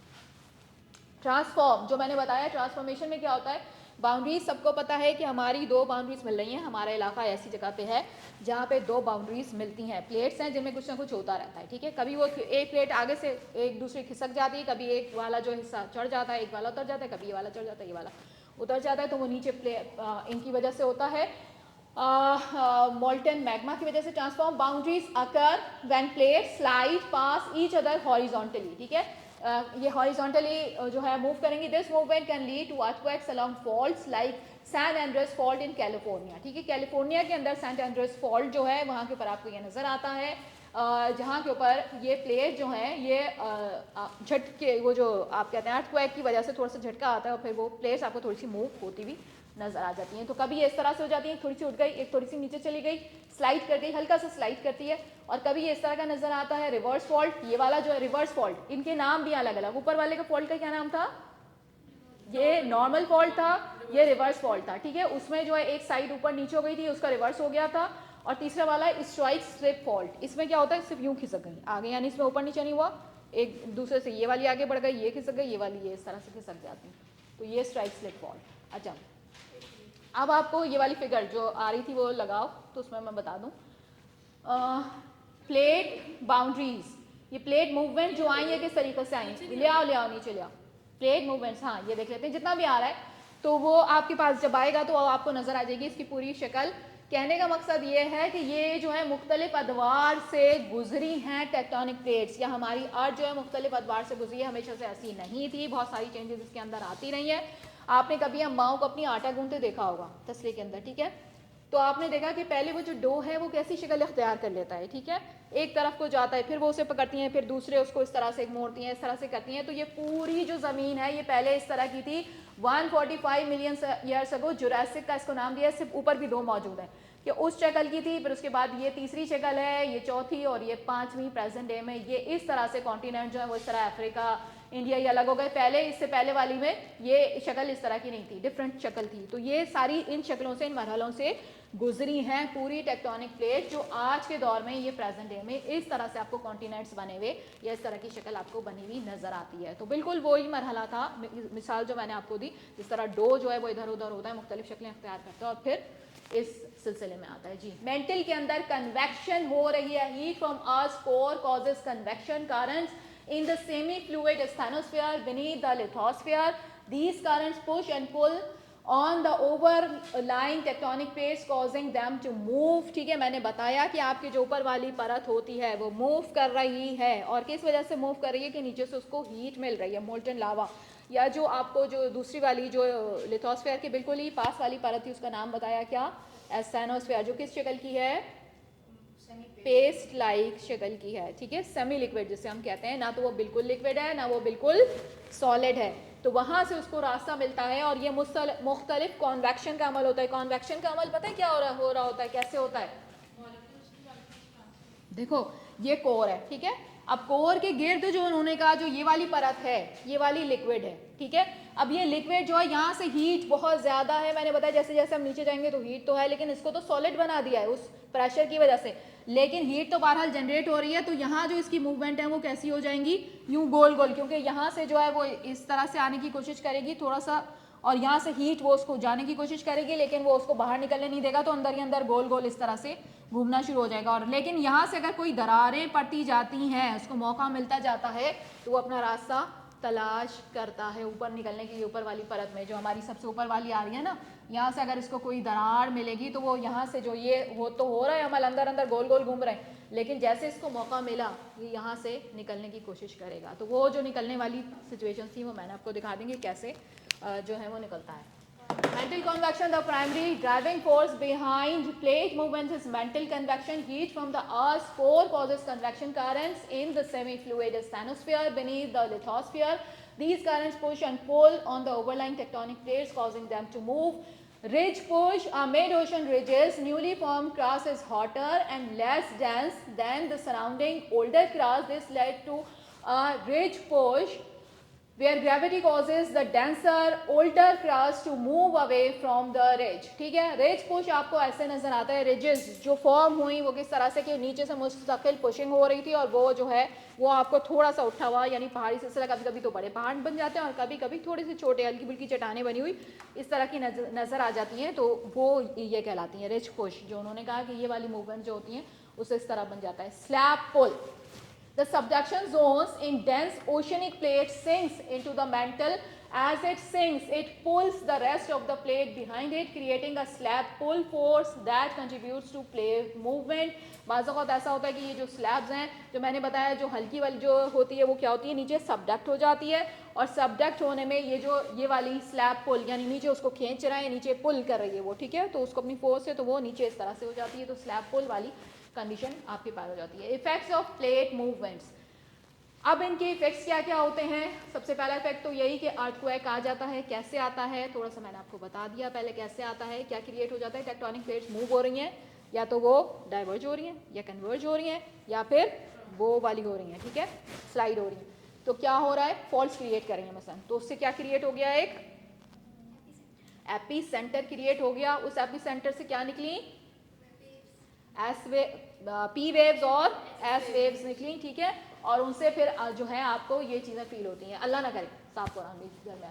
The movement of tectonic plates can cause stress and strain to build up along faults leading to earthquakes when the accumulated energy is released, ठीक है, जो एनर्जी अंदर रिलीज की हुई है, जो एक मुस्तकिल अमल हो रहा है जो मैंने बताया, ठीक है, कि ये हीट की शिद्दत तो है ना, वो कहीं से निकलने की कोशिश करेगी, कहीं दरारें पैदा कर रही है, कहीं से वो चाह रही है कि ऊपर निकल जाया जाए। Volcanic activity, many volcanoes are located at convergent and divergent plate boundaries. ये volcanic activity आपकी होती रहती है। कुछ जो regions हैं वो आपके ऐसे हैं कि वहाँ active volcanoes हैं, आपको पता होता है कि आए दिन इसके अंदर धमाके पटाखे होते रहते हैं, ठीक है, तो उस एरिया के भी आपने नाम रखे हुए हैं। मसलन आपने एक एरिया का नाम रखा हुआ है रिंग ऑफ फायर्स, वहाँ के ऊपर जो volcanoes हैं वो आए दिन जो है वो अपनी एक्टिवनेस शो करते रहते हैं। कहीं गीजर्स हैं जो मुस्तकिल जो है वहाँ से हॉट स्प्रिंग्स आपको जो है वो धुएं के जो है वो जिस तरह हम कहते हैं, जिस तरह हमारे यहाँ भी यहाँ के माड़ी मनोड़ा पे कहीं मौजूद है ना कि वहाँ हॉट स्प्रिंग है, वहाँ से गर्म जो है वो पानी होता है, या जो है वो इस तरह के गीज़र जो हैं वो वहाँ के ऊपर जो है वो इस तरह से करके इस तरह से निकलते हैं पूरे, तो वो जो है वो चीज़ें आपको नज़र आती रहती हैं कि वो प्रेशर्स डाल रहे हैं, वो निकल रहे हैं, तो वो किस शक्ल में, अगर वहाँ पानी है तो फिर वो पानी इस तरीके से निकलता है जो नीचे से हीट उसको मिल रही है। Volcanic activity many volcanoes are located at convergent and divergent plate boundaries. Magma generated the mantle can rise to the surface through these boundary zones. Mountain building, when two continental plates collide, ये मैंने बताया हिमालय की जो मिसाल दी, their edges can fold and uplift, ठीक है, fold हो गए और उसके बाद उठना शुरू किया दोनों ने मिलके, क्योंकि दोनों एक दूसरे को जोर से यूं आके दोनों टकरा रहे थे, और फिर आपका जो है वो कॉन्टिनेंट ये दोनों चीज़ें, ठीक है, दोनों सख्त किस्म की थी, दोनों में वो था और ये दोनों टकरा रहे थे, और इस तरह से जो आपका जो माउंटेन जो है वो बनी। Create mountain ranges, the Himalayas and the Alps are examples of mountain ranges formed by plate collisions. Ocean basins and continents, plate movements shape the Earth's surface, leading to the breakup and formation of continents and ocean basins over the million of years. यहाँ के ऊपर यही plate जब move कर रही हैं तो फिर क्या हो रहा है, अर्थ की सरफेस के ऊपर लीडिंग टू ब्रेकअप, टूट रहे हैं। जो मैंने बताया कि जब दो इस तरह से टूटी तो बीच में हो सकता है पानी निकल आया, तो वहाँ के ऊपर कोई वैली, रिफ्ट वैली बन गई, जिस तरह मैंने बताया कुछ इस तरह की फॉर्मेशंस, कोई लेक बन गया, कोई रिवर बन गया, तो इस तरह की फॉर्मेशंस हुई। तो breakup and formation of continents and ocean basins, ठीक है, कभी कॉन्टिनेंट्स बन गए, कभी ओशन बेसन्स बन गए over million of years. The study of tectonic plate movements is crucial for understanding the geological history, predicting natural hazards and gaining insights into the dynamic process that shape our planet. ठीक है, हमारा planet किस तरह से बना, उसकी आपने मुख्तलिफ चेंजेस आते हुए देखी। डायनामिक का मतलब क्या होता है, चेंज होते रहना, ठीक है, चेंजेस जो आती रहती हैं वक्तन फवक्तन। रॉक्स के ऊपर आ गए जनाब हम, तो rocks are naturally occurring solid substances made up of minerals और mineral like materials. They are fundamental building blocks of the earth's crust and provide valuable information about the geological history and processes that have shaped our planet. Rocks are classified into three main types based on their formation and mineral composition. तीनों के नाम मैंने आपको बता दिए थे पहले। सबसे पहले जो फॉर्म होगा वो फायर से फॉर्म होगा, जिसका नाम क्या होगा, इग्नियस रॉक्स। उसके बाद जो दूसरा रॉक होगा वो होगा सेडिमेंट्री रॉक। सेडिमेंट्स यानी टुकड़े, छोटे छोटे टूट के या सेडिमेंट्स के लिहाज से वो बनेगा और फिर वो स्लैब की शक्ल में भी आ जाएगा, या फिर जो है वेदरिंग जो उसके ऊपर जो होगी, अमल करेगी, हवा है, कभी पानी है, बारिश हो रही है, तो वो उनकी वजह से क्या क्या चेंजेस आएंगी वो भी हम देखेंगे, ठीक है। और तीसरे वाले हो गए मेटामॉर्फिक, जो अंदर है नीचे लावा के पास, और उसकी वजह से जो पूरी पूरी सीधी स्लैब्स बनी हुई थी वो चुरस के आपको लगा ऐसी हो गई हूँ, फॉर्म हो गई। इस तरह आपने जो है वो कपड़े जो है चुरस जाते हैं ना, जिस तरह आपने प्रेस नहीं किए हुए हों या कुछ इस तरह के हों, तो वो आपको पूरी सीधी स्लेब थी, लेकिन फिर वो क्या हुई, ऐसे हो गई, ठीक है, चुरस गई, क्योंकि हीट नीचे से हीट उसे मिल रही थी, ऊपर से प्रेशर्स आ रहे थे, तो उसकी शक्ल इस टाइप की हो गई। तो मेटामॉर्फिक रॉक्स।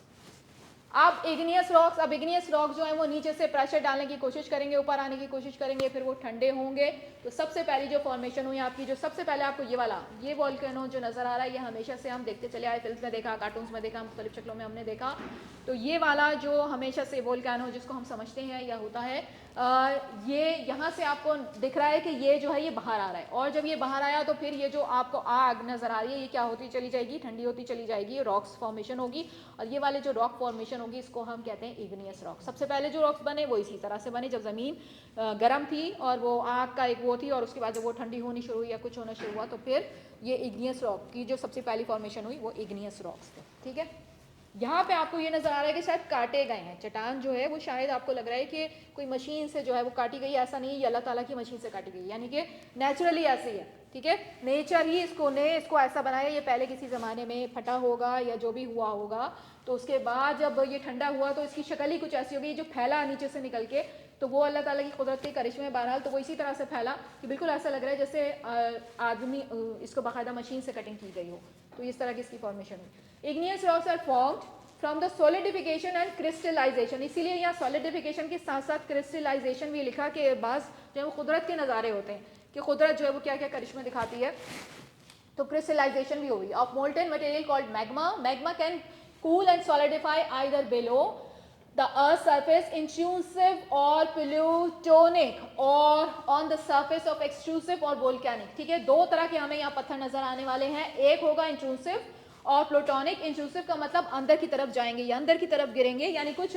जो हमने अभी वोल्केनो देखा उसके अंदर कुछ बाहर निकल रहे थे और कुछ जो है वो जो है उसी लावे में ही पिघल पिघल के गिर रहे थे, उसी के अंदर। वो जो मैं कहती हूँ ना भूख लग रही है उसे, तो वो खा रहा है, तो वो कुछ खुद भी जो उसी के अंदर ही गिरते रहते हैं वो, तो वो उसी को खाता रहता है और फिर वो ठंडे होकर प्रेशर की वजह से और वो होते रहते हैं, तो वो वाली। तो कुछ इंट्रूसिव हो जाएंगे, कुछ एक्सट्रूसिव हो जाएंगे। Intrusive igneous rocks, these rocks form when magma cools and solidifies slowly beneath the earth's surface, वो अंदर गए और उसके बाद solidify हो गए और वो intrusive igneous rocks कहलाए। example include granite and diorite। Granite का अक्सर आपने नाम सुना होगा, तो वो इसी की मिसाल है, वो अंदर जाता है और अंदर जाके वो जो है वो फॉर्मेशन अपनी अख्तियार कर लेता है, ठीक है। एक्सट्रूसिव इग्नियस रॉक्स कौन से हुए, जो बाहर निकले, जो और फिर वो इस तरह से जो आपको मुख्तलिफ शक्लें नजर आई वो आपको बाहर निकल के ठंडे हो गए और फिर उन्होंने इस तरह की शक्लें अख्तियार की। These rocks form when magma erupts onto the earth's surface and cools rapidly। Examples include basalt and pumice। तो basalt आपके आया हुआ है 2 नंबर का क्वेश्चन ऑब्जेक्टिव में, याद रख लेना ग्रेनाइट और basalt के नाम, तो ये 2 नंबर के आपके सवाल ऑब्जेक्टिव के लिए। For example rocks with large crystals and called coarse grain, ठीक है। इनके जो है वो अगर बड़े large crystals बन जाते हैं तो उनको coarse grain कहते हैं, while rocks with small crystals और glassy texture are referred to as fine grain, ठीक है। यानी अच्छे तरीके से जो हम कहते हैं fine grained हो गया या फिर coarse grained है, तो वो इन दोनों में आप वही वाला नाम इस्तेमाल करेंगे। तो ये इस तरह से जो है ये रॉक्स फॉर्मेशन हो जाती है और वोल्केनिक ग्लास। सेडिमेंट्री रॉक्स पे आ जाते हैं, यानी कि इनकी दूसरी टाइप। पहली इग्नियस हमने पढ़ ली, इसमें इग्नियस के अंदर मजीद 2 टाइप्स हमने पढ़ी, कौन कौन सी, इंट्रूसिव और एक्सट्रूसिव, ठीक है। तो अब ये आपने ये वाली जो पिक्चर आप देखेंगे इसके अंदर आपको स्लैब्स बनी हुई नजर आ रही हैं। यहाँ होता क्या है, सेडिमेंट्री रॉक्स की फॉर्मेशन किस तरह हो रही है सुन लो, कि जब पत्थर बाहर आए तो फिर वो टूटे फूटे, उनमें टूट फूट हुई, बारिश हो रही है, ठीक है, बारिश हो गई, या फिर हवा में उड़ा है तो हवा से भी आपको पता है डस्ट होती है उड़ उड़ के, कोई परिंदा था, कोई जानवर था, कोई इंसान था, मर गया, ठीक है, वो मरा और फिर क्या हुआ कि उसके ऊपर जो है वो डस्ट आके गिरती रही या पत्थर आए या बारिश हुई या जो भी कुछ हुआ, पक्के होते रहे उसके अंदर। तो फिर क्या हुआ, उसके अंदर दब गया, ठीक है। तो बाज़ वक़्त ऐसा भी हुआ कि जब आपने सेडिमेंट्स को जियोलॉजिस्ट गए और उन्होंने उसको वो करने की कोशिश की, तो अंदर से पूरा का पूरा या तो पौधा फॉर्मेशन उसी तरह उसके अंदर से निकल रहा है, सेव हो जाता है उसके अंदर उसी तरह, कोई जानवर है, कोई फॉसिल है, ठीक है, डायनासोर्स के जिस तरह निकाले या इस तरह से हुए, तो वो अंदर से चीज़ें निकली। तो वो जो है वो यही था सेडिमेंट्री रॉक्स कि वो सेडिमेंट जो वेदरिंग इसमें सबसे ज़्यादा जो असर कर रही है, वो एक नाम अगर हम दे दें सारी चीज़ों को मिला के, यानी हवा, पानी, जिस चीज़ों ने भी असर डाला उसको एक वर्ड दें तो क्या कहेंगे, वेदरिंग। वेदरिंग इनके ऊपर जो है वो असर कर रही है सेडिमेंट्री रॉक्स के ऊपर, ठीक है। तो ये स्लैब्स भी बन गई, आपको स्लैब्स भी ऊपर वाला फिर से करना, तो वहाँ आपको स्लैब्स भी नजर आएंगी, ठीक है। ये बीच में जो आप देख रहे हो ये इस तरह की ये सिलें, पूरी की पूरी सिलें जो हैं वो पत्थर की जो हैं वो इस तरह से बन जाती हैं। तो ये स्लैब्स भी आपको बीच के अंदर ये वाली फॉर्मेशन जो है ये भी नजर आ रही हैं, और फिर बाद में अगर ये नीचे पहुंच जाएं तो फिर वो मेटामॉर्फिक इस तरह से चुरस भी जाती हैं। ये अभी तो आपको ये सीधी स्ट्रेट नजर आ रही है, लेकिन जब ये नीचे जाएंगी तो ये जो है वो पूरी अपनी शक्ल जो है वो चेंज कर लेती हैं। इसके अलावा एक और आपको ये देखें, ये वाली फॉर्मेशन ये भी सेडिमेंट्री है। अब ये सेडिमेंट्री किस वजह से, क्योंकि यहाँ पहले कभी पानी हुआ करता था जो खुश्क हो गया, और उस पानी के साथ साथ पहले कुछ पानी ने काटा इन पत्थरों को, तो उनकी कोई शेप बनी, ठीक है। और फिर बाद में जब ये खुश्क हो गया, पानी यहाँ से निकल गया, तो फिर हवा ने अपना काम किया, फिर हवा ने काटा इसको, तो ये ऐसी स्लिपरी और ये इस तरह से जो ये इसकी जो है ये फॉर्मेशंस हुई। तो ये भी सेडिमेंट्री या वेदरिंग इस वजह से जो आपने ये देखी, तो इस तरह की फॉर्मेशंस भी होती हैं, ये भी आपको नजर आएंगे। कभी कभी पूरी चट्टान होती है जो आपको नजर आती है, जो चट्टान जो है वो पूरी ऊपर से जो ऐसी स्लिपरी सी नजर आ रही होती है, तो वो हवा उसको काट रही होती है, ठीक है। और फिर पानी उसके ऊपर बारिश वगैरह होती है तो गिर गिर के उसको मजबूत ऐसा कर देता है, तो वो पूरी चट्टान ही आपको नजर आ रही होती है, लेकिन स्लिपरी नजर आ रही होती है इस तरह से। तो वो पूरी एक बीच में अगर होती है कोई, तो इस तरह से। तो ये सेडिमेंट्री रॉक्स फॉर्म होते हैं। Sedimentary rocks are formed from the accumulation and compaction of sediment particles derived from the erosion of pre-existing rocks, organic materials or chemical precipitation from water solutions. Classic sedimentary rocks, अब इसके अंदर आपको classic sedimentary rocks नजर आए। These rocks are made up of fragments of pre-existing rocks and are classified based on the size of the particles. Examples include sandstone, shale and conglomerate. Chemical sedimentary rocks, these rocks are formed when minerals precipitate from solution. Precipitate क्या होता है, किसी को पता है? Precipitate का मतलब होता है कोई भी चीज ऊपर से आनी, गिरनी, ठीक है। कभी वो पानी की शक्ल में होती है, कभी वो किस शक्ल में है, ऊपर से आइस की शक्ल में, कभी स्नोफ्लेक्स की शक्ल में है, कभी किसी शक्ल में। तो ऊपर से जो चीज़ आपके पास आ रही है, गिर रही है, तो वो इस तरह। अंदर जो मिनरल्स मौजूद हैं उनके अंदर से भी इसी तरह जो केमिकल रिएक्शंस हो रहे हैं, जो अमल हो रहे हैं, तो उनकी वजह से ये जो प्रेसिपिटेशन हो रहा है। तो क्या precipitate from solution, examples include limestone. अब यहाँ लाइमस्टोन फॉर्म हो रहा है, जो अभी आपने वो जो स्लैब्स देखी वो लाइमस्टोन की थी, ठीक है, जो चूने का पत्थर जो बनती हैं और वो स्लैब्स बन रही हैं, तो वो उसके examples include limestone, calcium carbonate, calcium carbonate and rock salt, halide जिसे हम कहते हैं, ठीक है। रॉक सॉल्ट भी जो फॉर्मेशन होती है। Organic sedimentary rock, rock salt का मतलब पता है आपको? इसमें मुझे याद आ गया, थोड़ा सा करंट अफेयर से भी आपका लिंक यहाँ डेवलप हो रहा है। क्या होता है रॉक सॉल्ट? रॉक सॉल्ट कहते हैं उन वाले जो सॉल्ट होता है जो आपके पास मौजूद है केथर की कान, ठीक है, नमक की कान जो आपके पास मौजूद है, वहाँ से आप नमक निकालते हो, लेकिन उस पर क्योंकि आप ब्यूरोक्रेसी से डिपेंड करते हो, तो आपको चेक रखने की ज़रूरत है कि वहाँ से स्मगल ना हो जाए। अगर आप स्मगल ना करें और उसको बचाने में कामयाब हो जाएं, तो वो बाहर की मार्केट के अंदर, इंटरनेशनल मार्केट के अंदर आपको छोटी छोटी बोतलों में वो इस तरह करके स्टोन्स रखे हुए, वो मिनरल सॉल्ट रखा हुआ और काफ़ी महंगा। जब आप उसको ख़रीदने के लिए जाते हो, आप सिंपल गए हो कि मुझे जो है वो ग्रैनुअल सॉल्ट इस्तेमाल करना है, वो वाला स्टोन्स को तोड़ तोड़ के छोटे छोटे ग्रैनुअल्स में वो बना देते हैं, पूरा पीसते नहीं है उसको, मतलब वो स्टोन की शक्ल में ही होता है। और वो जब आप लेने के लिए जाते हो तो आपको पता चलता है कि ये कितना ज़्यादा जो है वो कॉस्टली है, और आपको पता चलता है कि आपके इतने थोक में मौजूद है, क्या हो रहा है, और उस पर लिखा हुआ होता है बाकायदा हिमालयन सॉल्ट, लेकिन नाम किसी और कंट्री का होता है, ठीक है। जो स्टैंप लगी हुई होगी वो कहीं और की होगी।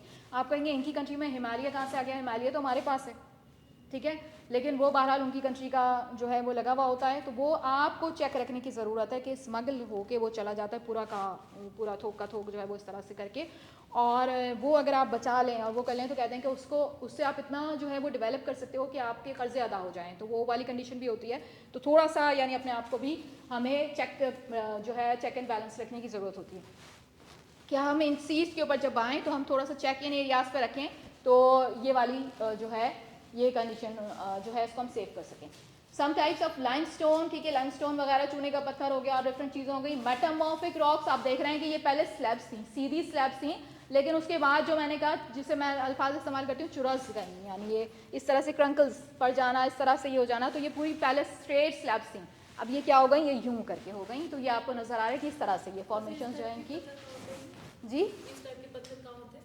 ये अंदर होते हैं, सबसे नीचे की जो परत, जब जिसके नीचे मैग्मा है बस, और वो उस मैग्मा की हीटिंग की वजह से जो हो रहा है कि वो अपनी सीधापन नहीं कायम कर सके और उसके अंदर भी गिर रहे हैं इसमें से टूट टूट के, तो वो ऐसी शक्ल में यानी वो जो है मोल्ड हो रहे हैं। इसके अंदर आपको ये वाले, ये आपको नजर आ रहे हैं यहाँ वो लगे हुए जो आप स्टोन्स इस्तेमाल करते हैं अपनी ज्वेलरी के अंदर, ठीक है, वो वाले स्टोन्स भी होते हैं और डिफरेंट क्रिस्टलाइन ये शेप पूरी बन रही है तो क्रिस्टल्स होते हैं। मेटामॉर्फिक रॉक्स के अंदर are formed from pre-existing rocks, igneous, sedimentary and other metamorphic rocks that have undergone changes in mineral composition and texture due to heat, pressure और chemically active fluids, ठीक है। अब वहाँ के ऊपर सारी चीज़ें जो सबसे लास्ट वाली परत है वहाँ सब सारे अमल हो रहे हैं, क्या हो रहा है, केमिकल रिएक्शंस भी हो रहे हैं, प्रेशर्स भी आ रहे हैं, टेम्परेचर्स भी आ रहे हैं, तो अब जो अंदर जो चीज़ें बन के निकलेंगी वो इस तरह की चीज़ें। मेटामॉर्फिक रॉक्स और फॉर्म, ये हो गया chemically fluid. Foliated metamorphic rocks, ठीक है। अब फॉइलेटेड कौन से होंगे? These rocks have a layered और banded appearance, banded appearance due to the alignment of mineral grains. Example include slate, slate के शायद आपने पत्थर देखे हो, सैचस एंड जेनेसिस, ठीक है।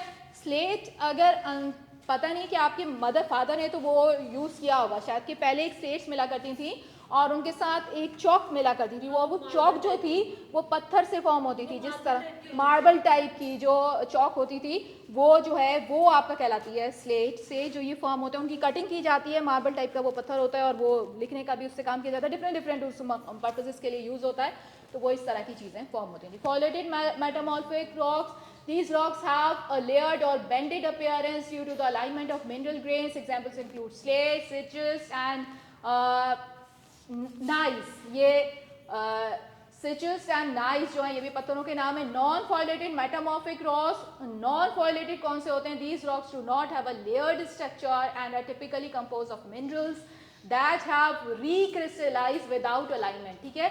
ये क्रिस्टल जो हैं ये बनते रहते हैं। एग्जाम्पल्स इंक्लूड मार्बल, मार्बल के बन गए आपके, लाइमस्टोन हो गया, कॉर्टाइज, ये मैंने आपको बता दिया जो आप ज्वेलरी के तौर पे जो इस्तेमाल करते हैं, इस तरह के पत्थर हो गए डिफरेंट डिफरेंट जगहों के ऊपर, उनके लिहाज से जो केमिकल रिएक्शंस वहाँ हो रहे हैं। रॉक साइकिल भी हम देखेंगे लास्ट में, बस ये कंप्लीट कर लें। Each type of rock provides insight into the geological history and processes that have occurred over millions of years. The rock cycle describes the continuous transformation of rocks from one type to another through geological processes such as weathering, erosion, heat, pressure.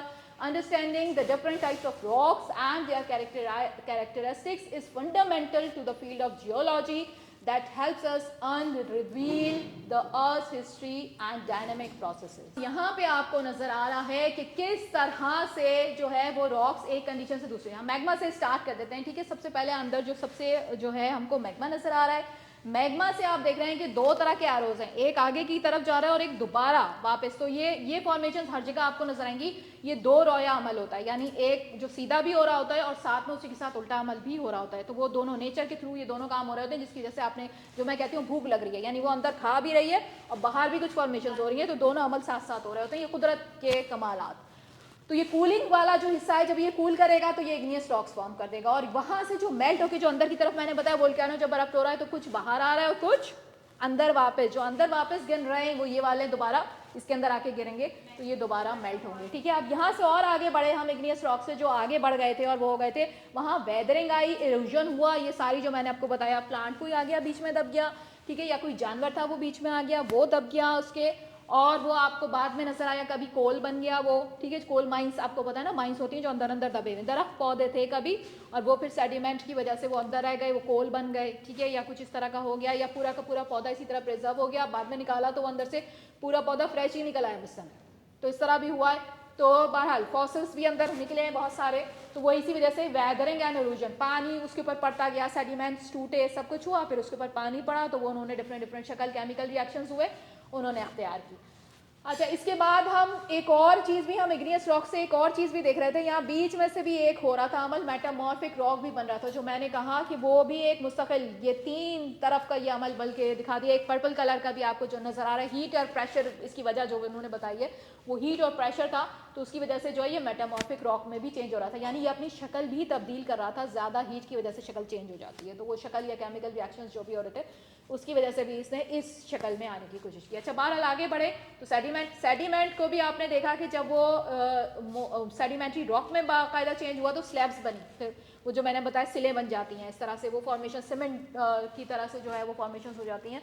तो वो sediments आगे बढ़े तो वो इस तरह से जा रहे हैं हम कॉम्पैक्शन का या सीमेंटेशन जो लिखा हुआ है कि इसका अमल हो रहा है, और दूसरा उल्टा उस तरफ भी आता है कि इसके टुकड़े भी टूट रहे हैं, तो वो टुकड़े टूट के दोबारा सेडिमेंट्स बन रहे हैं। तो ये दोनों ये अमल हुआ। इससे और आगे बढ़े हीट और प्रेशर की वजह से तो ये मेटामॉर्फिक बन गया। मेटामॉर्फिक जो है वो टूट टूट के गिर रहा है, उसके अंदर उसको भूख लग रही है, वही जो मैंने कहा उसको मैग्मा को, तो वो उसके अंदर गिरेगा भी और कुछ जो है वो दोबारा ठंडा भी होगा। तो वो इस तरह से ये जो एक सिलसिला है वो कायम दायम में जो हमारी ज़मीन के नीचे हो रहा है, जो हमें पता ही नहीं, हमें लगता है कि बस ये ज़मीन है और हमें ऊपर से कोई इतनी फीलिंग्स, कोई इतनी चीज़ें पता नहीं चलती हैं। तो ये अल्लाह ताला का निज़ाम है कि ये हम कहते हैं पत्थर भी सांस लेते हैं, या अगर किसी के हाथ पाए तो उन्होंने बोलना शुरू कर दिया, ठीक है, अल्लाह ताला ने उनको ज़बान अता कर दी।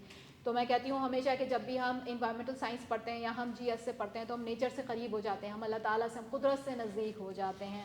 तो वो वाली बात है कि ज़िंदगी अल्लाह ताला ने हर चीज़ के अंदर रखी, तो वो हर चीज़ जो है वो ज़िंदा है, ठीक है। पानी का ये बाकायदा आपको पता है जापानीज साइंसदान ने तजुर्बा कर लिया, जो आप पुराने ज़माने से देखते आए, दादियाँ हैं, नानियाँ हैं, वो कहती हैं कि जनाब पानी पे पढ़ के फूको, वो फलानी कुछ बीमार हो गए, कुछ ऐसा हो गया कि आयतुल कुर्सी पढ़ के फूको या कोई दुआ जो है सूरा पढ़ के फूको और फिर वो पी लो तो उससे शिफा हो जाएगी। तो पानी सुनता है। पता है आपने क्या किया? एक्सपेरिमेंट सुन लो, बस इस एक्सपेरिमेंट के साथ हम ख़त्म कर देंगे कि जो है एक्सपेरिमेंट ये है कि उसने क्या किया कि दो सिमिलर बॉटल्स ली, ठीक है, और सिमिलर बॉटल्स में सिमिलर जगह से पानी लिया और उसको सिमिलर मकदार के अंदर भर के रख दिया। सिर्फ फ़र्क क्या था, डिफरेंस क्या था कि बॉटल्स के ऊपर जो उसने लिखा हुआ था वो डिफरेंट था, एक पे कोई अच्छी सी बात लिखी हुई थी और एक पे कोई बुरी सी बात लिखी हुई थी, ठीक है। और उसके बाद उसको रख दिया और वहीं सेम जगह के ऊपर रखा रहा, यानी वहाँ जो लोग मूव कर रहे थे या जो भी कुछ हो रहा था। अब वो जो उसके ऊपर रखा हुआ था उसकी वजह से जो लिखा हुआ था उसके ऊपर, पानी के ऊपर बुरी सी बात लिखी हुई थी और एक बॉटल पे जो अच्छी सी बात लिखी हुई थी, और जब दोनों का टेस्ट किया तो वो टेस्ट में डिफरेंस आपको फील हुआ और इर्द गिर्द जो कुछ हो रहा होता है उससे भी आपको पता चला कि पानी सुन रहा है, यानी पानी में सुनने की भी सलाहियत मौजूद है, उसके अंदर वाइब्रेशंस जो होती हैं या उसके अंदर और बहुत सारी एक्सपेरिमेंट किए गए। तो बाकायदा जो हम पुराने ज़माने से सुनते चले आए तो उस चीज़ के अंदर कुछ ना कुछ हकीकत या कुछ ना कुछ चीज़ मौजूद है। जैसे जैसे हम साइंस पढ़ते जाएंगे तो फिर मैं आपको बताती जाऊँगी कि ऑल्टरनेटिव मेथड, जब आपसे कहा जाता है कि सेव करो, बचाओ एनर्जी जो हमारे इर्द गिर्द हो रहा है, सेव द प्लैनेट, तो आप दोबारा उन्हीं तरफ आते चले जाते हैं जब ऑल्टरनेटिव मेथड्स पे आप आते हैं कि वो जो आपके पास गाइडेड प्रिंसिपल्स आए, आप दोबारा उन्हीं मेथड्स पे आ जाते हैं, ठीक है। तो यहीं पे हम आज का अपना लेक्चर अख्ताम करते हैं। नेक्स्ट लेक्चर के साथ इंशाल्लाह फिर हाजिर होंगे, तब तक के लिए अल्लाह हाफिज़।